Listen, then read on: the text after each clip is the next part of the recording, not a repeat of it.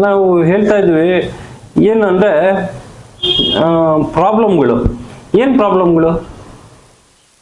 ಇವಾಗ ಏರ್ಪೋರ್ಟಿಗೆ ಹೋಗಿ ಏರ್ಪೋರ್ಟಲ್ಲಿ ಒಂಥರ ಪ್ರಾಬ್ಲಮ್ಮು, ಕ್ಯಾಬ್ ಅದು ಇದು ತೋರಿಸಲ್ಲ ಅದು ತೋರಿಸಲ್ಲ, ನಿಮಗೆ ಡೈರೆಕ್ಟ್ ಹೋಗಿ ನೀವು ಡ್ರಾಪ್ ಮಾಡಬೇಕು, ಇಷ್ಟೇ ಪ್ರೈಸ್ ಕೊಡಬೇಕು.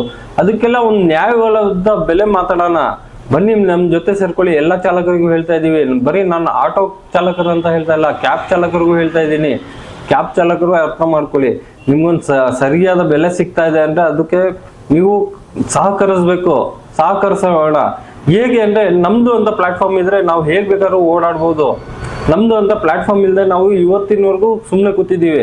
ಅದಕ್ಕೋಸ್ಕರ ಫಸ್ಟ್ ನಮ್ಮದು ಪ್ಲಾಟ್ಫಾರ್ಮ್ ಅಂತ ಮಾಡ್ಕೊಳ್ಳೋಣ. ನಮ್ಮದು ಅಂತ ಪ್ಲಾಟ್ಫಾರ್ಮ್ ಮಾಡ್ಕೊಂಡ್ರೆ ಅದಕ್ಕೆಲ್ಲ ಆರಾಮಾಗಿ ಕ್ಲೋಸ್ ಮಾಡ್ಬೋದು, ಏನು ತೊಂದರೆ ಇಲ್ಲ.